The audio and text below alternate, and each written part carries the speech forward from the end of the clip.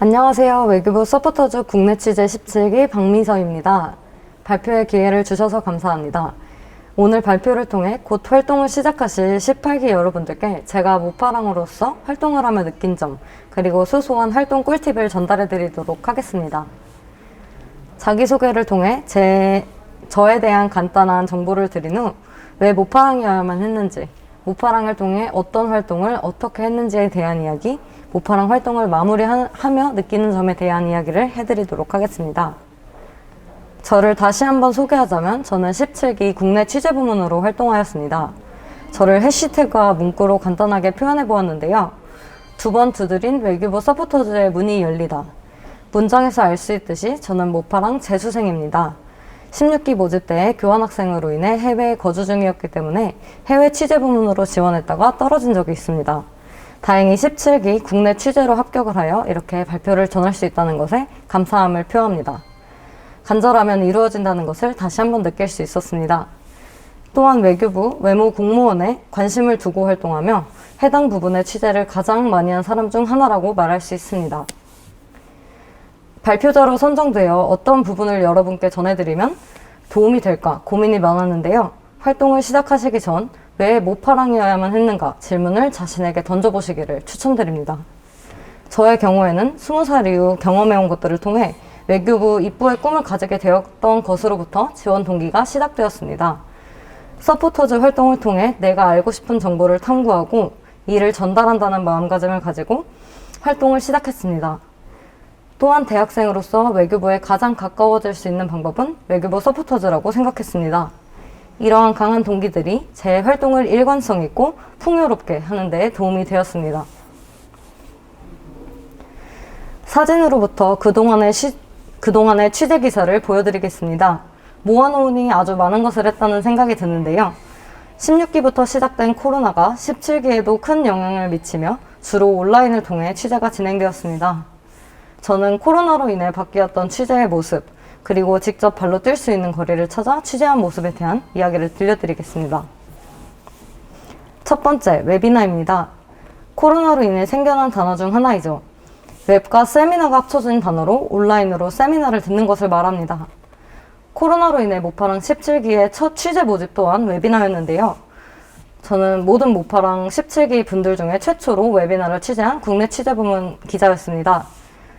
첫 2020 국립외교원 국제문제회의에 참여하며 실시간 스트리밍 시간에 맞춰 예약을 해두고 혼자 집에서 웨비나에 참석하며 집에서 혼자 듣는 취재가 나의 첫 취재라니 하고 아쉬웠던 기억이 있습니다.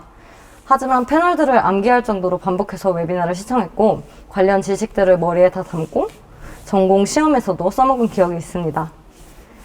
두 번째 취재 또한 웨비나였는데요. 2020 믹타 전문가 대화에 참여했습니다. 두 번째 참석한 웨비나라 여유로운 마음을 가지고 있었지만 사상 첫 믹타의 화상 전문가 대화였기 때문에 통역이 전혀 제공되지 않는 등 예기치 못한 일이 발생하기도 하였습니다. 하지만 함께 취재하였던 같은 조 김영주 기자와 함께 으쌰으쌰했던 기억이 납니다. 이 또한 전공 시험에서 알차게 써먹으며 중견국 외교에 대할 수 있는 좋은 경험이 되었습니다. 다음은 자발적 출장에 대한 이야기입니다. 코로나로 인해 현장 취재의 기회가 굉장히 적어졌습니다. 하지만 16기 지원 당시 15기 기자들을 보며 불태운 저의 현장 취재 열정, 자발적으로 출장거리를 만들기 위해 노력했던 경험이 있습니다. 10월에는 이색 도로명에 대해 다루며 우리나라의 외국어 도로명의 유래, 자매 결연, 그리고 그 속에 숨어있는 외교 이야기들에 대해 조사한 경험이 있는데요. 기사에서 제가 소개한 울산의 장춘로에 직접 가보지 못했다는 것이 마음 한켠에 남았습니다. 자발적으로 울산에 방문하여 취재를 하기로 결정하였고 이리저리 울산 기자단 등등의 전화를 돌려보았지만 공무원 시스템에 의거하여 자꾸 전화를 전달을 해주시더라고요. 외교부 서포터즈라고 이름을 밝히니까 굉장히 어딘가로 연결을 해주시려고 노력을 많이 하셨는데 결국 제가 이렇다 할 결과물을 얻지는 못하였습니다. 혼자 노력했지만 사무관님께서 제가 블로그에 쓴 일기를 봐주시며 누군가가 알아주었구나. 나 홀로 고분분투했지만 그 내용을 누군가 알아주었다는 것만으로도 많은 위안이 되었던 자발적 출장 이야기였습니다. 두 번째, 앞서 현장 취재 기회가 많이 줄었다고 말씀을 드렸지만 제한적으로나마 현장 취재의 기회가 있었습니다. 제 두 번째 출장은 일산이었는데요. 제3회 KF 공공외교 주간 취재 예고를 통해 사전 녹화 현장에 참여할 수 있다는 것을 알게 되었습니다. 그 후 영상 추연화 기자와 재빠르게 재단에 컨택을 하여서 사전 녹화 현장에 현장 스케치를 촬영하러 가고 직접 세션 녹화에 참여할 수 있었는데요. 여기에도 비하인드 스토리가 존재합니다. 일산까지 교통수단으로 2-3시간이 소요되었기 때문에 아침 일찍이 시작되는 취재 현장에 참여하기 위해 전날 혼자 에어비앤비를 예약하여 숙박을 한 기억이 있습니다. 중간고사와 하필 일정이 또 비슷하여 심적으로 많은 부담이 되었지만 참여 후 공공외교에 대해 그리고 KF라는 재단에 대해 자세히 알게 되어 보람된 기억으로 남아 있습니다. 세 번째, 모파랑 독점, 조언과 경험입니다. 제가 발행한 기사 중 3가지에 대한 설명을 우선 드리고 싶은데요. 첫 번째, 7급 외무영사직 시험 준비 A to Z입니다. 이 기사를 준비하며 직접 저희 구독자들을 모시고 분해 취재를 기획한 경험이 있습니다. 외무영사직을 준비하시는 수험생분들은 아마도 외교부 청사에 들어와 보신 경험은 없기 때문에 저희 외교부 서포터즈들이 분해에 들어와서 분해를 좀 둘러볼 수 있는 기회를 드리고자 노력했습니다. 모파랑이기 때문에 이런 멋진 꿈을 가지고 계시는 구독자분들을 만날 수 있었고 시험 준비 이야기를 직접 눈앞에서 들으며 많은 동기부여를 얻을 수 있었습니다. 2021년 7급 피셋 기사를 통해서는 많은 공부를 하였습니다.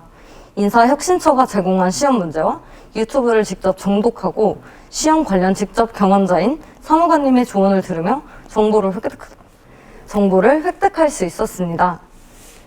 세 번째, 외교관 그것이 알고 싶다 기사에서는 법령을 읽는 새로운 경험을 하게 되었고 외교관에 대해 체계적으로 지식을 정리하는 시간을 가질 수 있었습니다.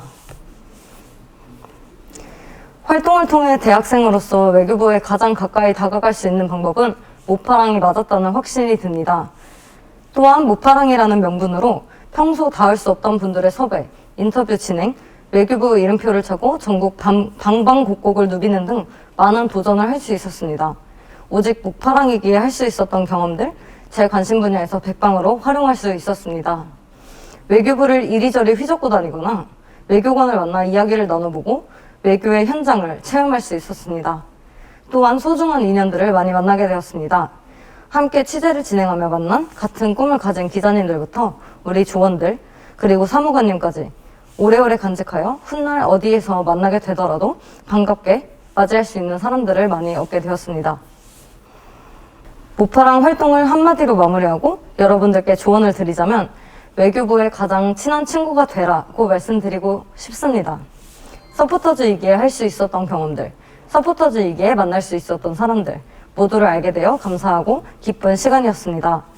18기 분들에게도 이 활동이 인생의 한 축이 되는 경험이 되기를 바랍니다. 감사합니다. 그리고 18기 여러분 환영합니다.